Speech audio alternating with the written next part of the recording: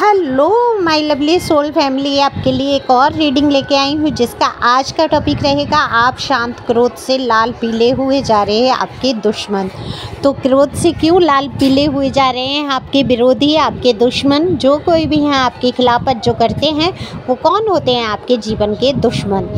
तो ये कोई भी हो सकते हैं, आपके जानने वाले, पहचानने वाले, जो भी हैं निकल के आएगा कार्ड में।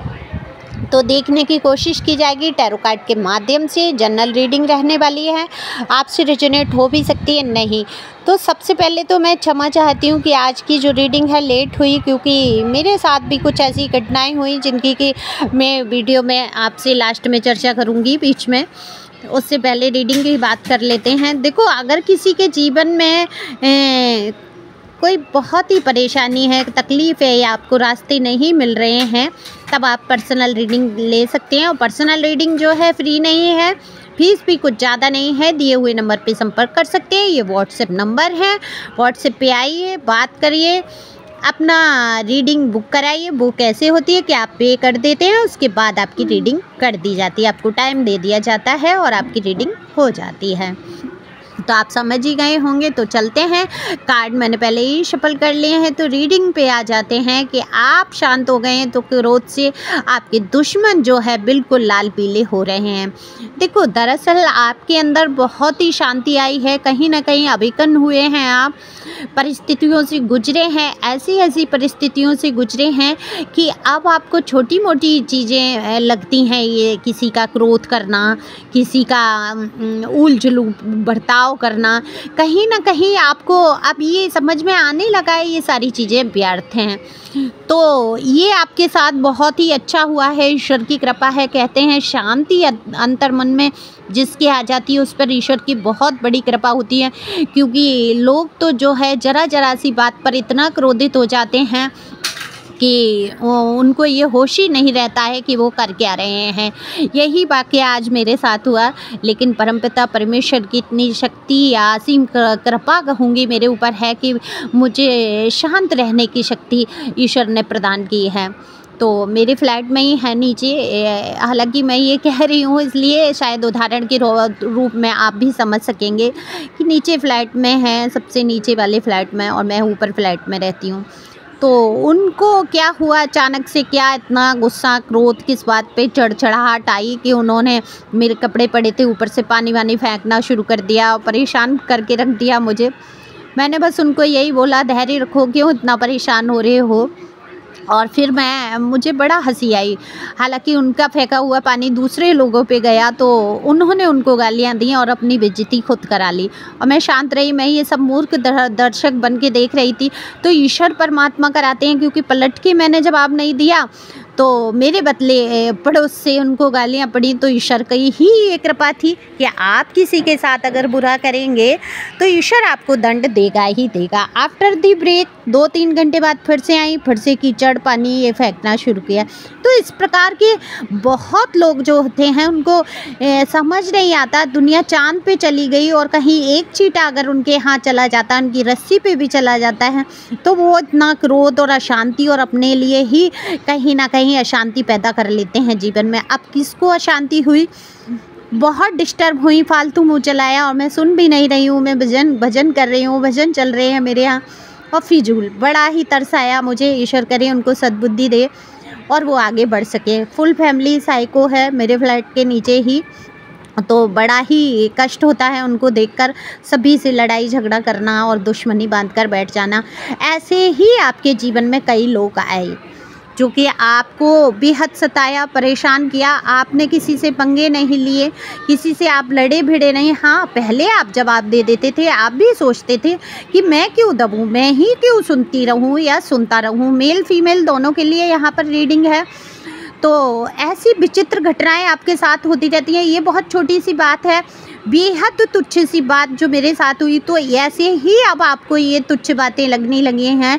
जो भी आपके जीवन में रुकावटें लाता है, परेशानी खड़ी करने की कोशिश करता है, तो क्या होता है, आपको वो बातें जो हैं तुच्छ लगने लगी हैं। अब आप मूर्ख दर्शक बनकर कहीं न कहीं आपको हँसी आ रही होती है उन लोगों पे कि जैसा कि मैंने बोला कि दुनिया चाँद पर पहुंच गई और लोग एक चींटी के पीछे, एक छोटी सी चीज़ के पीछे इतनी लड़ाइयाँ बड़ी-बड़ी मोल लेने को तैयार हो जाते हैं।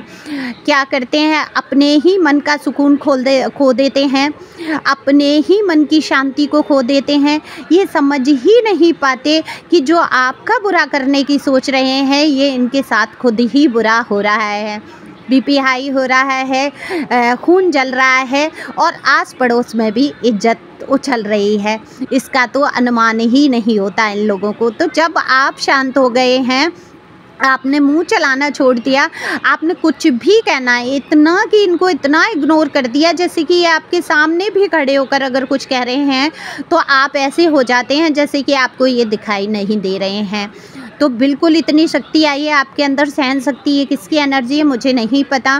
काफ़ी कुछ आप अवेकन हुए हैं, ईश्वर पे छोड़ा है आपने और ईश्वर का बहुत बड़ा आपके ऊपर ये कहूँगी आशीर्वाद है, क्योंकि अंतर मन की जो शांति है, ये जो शांति जिसके अंदर आ जाती है वो सिर्फ ईश्वर की ही कृपा से आती है। तो धैर्य, तसल्ली का परिचय आपने दिया है, शांति का अनुभव कर रहे हैं आप लोग। आपका बुरा भी करते हैं, अगर चार बातें आपको कहीं से कोई कुछ कह भी लेता है तो अब आप उस पर गौर नहीं करते हैं। तो देखो, आपके दुश्मन जो है गुस्से से लाल पीले हो रहे हैं, अपने ही हाथों अपना मुंह नोचने पर उतारू हो चुके हैं, क्योंकि आपके ऊपर तो कुछ प्रभाव नहीं पड़ रहा है।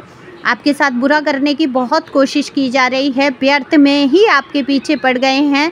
अगर मैं ये कार्ड निकाल लूँ क्लियरिटी के लिए कि क्या कारण है जो आपके पीछे पड़े हैं, तो ले लेते हैं। हालांकि ये रीडिंग नहीं है कि कारण ऐसा क्या है। देखो, कारण हर बार यही निकल के आता है कि वो आपको सहन नहीं कर पाते हैं। आपकी जो अच्छाइयाँ हैं, आप जिस तरीके से बर्ताव करते हैं, या आप जो सौम्य स्वभाव, जो सरलता आपके अंदर है, जो ईश्वर के प्रति झुकाव है आपका, या लोग आपको जो पूछते हैं सारे लोग, और वो उन पर सहन नहीं होता है। कहीं ना कहीं ये लोग अपने आप को साबित करना चाहते हैं, खुद की पूछ कराना चाहते हैं कि इनके अंडर में सारे लोग चलें, और होता क्या है, उलट विपरीत हो जाता है। सब लोग इनकी बेइज्जतियाँ या उल्टा सीधा बोलने को उतारू हो जाते होंगे। आपके जो भी दुश्मन या विरोधी हैं उनकी इज्जत तो नहीं करते कोई इनकी बात सुनना नहीं चाहता है कोई। लेकिन अगर आप बोलते हैं, दो शब्द भी आपके मुंह से निकलते हैं, तो सभी बड़े ध्यान से सुनते होंगे, उस पर अमल भी करते होंगे, क्योंकि आपकी भाषा जो है बेहद ही संयमित है, संयम से भरा हुआ आपका बर्ताव है, शांति सुकून वाला आपका बर्ताव है, तो आपको लोग पसंद करते हैं। ये बात आपके दुश्मनों को बिल्कुल भी हजम नहीं होती और वो गुस्से से लाल पीले हो जाते हैं, और आपका शांत स्वरूप देखकर तो समझ लो जल ही बुन जाते हैं। फिर तो इनको तसल्लियाँ नहीं होती हैं, ये सोचते हैं कि क्या ऐसा कर दिया जाए आपके जीवन में जिससे कि आप भी इनकी तरह बौखलाकर उल्टे सीधी हरकतें करें और लोग आपका भी तमाशा देखें या मजाक उड़ाएं। तो इस प्रकार के लोग होते हैं। देखो, आज मेरे ही जीवन में ये घटना हो गई, तो आम बात ये आपको लगती है, जैसे कि मुझे अभी ये ऐसा लगता है ये नॉर्मल है, ये क्यों इतना, मतलब मुझे बहुत बेचारा सा फील हुआ कि पूरी फैमिली फालतू में मुँह चला रही है, पानी फेंक रही है, कहीं मतलब कोई बात ही नहीं है, व्यर्थ में ही चिढ़ के जल के। तो ऐसे लोगों की कमी नहीं है संसार में, तो बिल्कुल वहाँ पर हंसकर उनको लेना चाहिए, उनकी तरफ बिल्कुल ध्यान नहीं देना चाहिए। कितना करेंगे, थोड़े समय बाद थक जाएंगे करते करते, 1 दिन 2 दिन 4 दिन, और कहीं बदले की भावना आपको नहीं रखनी है। शांति आप लाए हैं जिस प्रकार से, वैसे ही अपने दिल से बदले की भावनाओं को मिटाइए। कहीं ना कहीं इनको क्षमा कर दीजिए, इनको माफ़ कर दीजिए। जो लोग आपके जीवन में रुकावटें पैदा करते हैं, आपके लिए विपरीत परिस्थितियां खड़ी करते हैं, तो कहीं ना कहीं ये ईश्वर का ही आशीर्वाद होता है। ईश्वर आपकी पग पग पर परीक्षा लेते हैं कि आप अवेकन हुए हैं या नहीं। अगर आपको क्रोध नहीं आ रहा है, आप शांति से सारी चीज़ों को हैंडल कर रहे हैं, तो कहीं ना कहीं आप अवेकन हैं। शांत हैं, आप मूक दर्शक बनकर अगर देख रहे हैं सारी चीज़ों को और फील कर रहे हैं अंतर मन में शांति, तो ईश्वर की आप पर बहुत बड़ी कृपा है। बैकग्राउंड में आप आवाज़ पे ध्यान नहीं देंगे प्लीज़, क्योंकि ये जो है बच्चे टीवी बंद नहीं करते, बोलते भी, आप सभी को पता है मेरी ट्विंस बेबी हैं और काफ़ी शरारती हैं, तो इन्हीं की वजह से मैं लाइव भी नहीं आ पाती हूँ। कभी कभी मैं सोचती हूँ लाइव आने की और बड़ा मुश्किल होता है। एक दिन मैं आऊँगी लाइव, आप लोगों के साथ बातचीत होगी मेरी, और बिल्कुल इसी प्रकार से शांति बनाए रखिए। आपका जो बुरा कर रहे हैं या सोच रहे हैं उनको दिल से माफ़ कर दीजिए, उनको याद नहीं करना है। देखो हर वक्त ना उनकी बात करनी है ना उनको याद करना है, क्योंकि हम क्यों परेशान हो जाएं उन लोगों की बात करके, या उनकी एनर्जी को ग्रहण ही नहीं करना है। तो इग्नोर मारिए, चिल्ल रही है एकदम से खुश मस्त भजन सुनिए। अगर मन ज़्यादा परेशान है, नाम जप करिए। किसी बात को लेकर अगर आपका मन ज़्यादा ही उदास या बहुत ही विचलित हो जाता है, या क्रोध कभी भी आप पर हो, तो तुरंत आप नाम जप करिए वहाँ पर।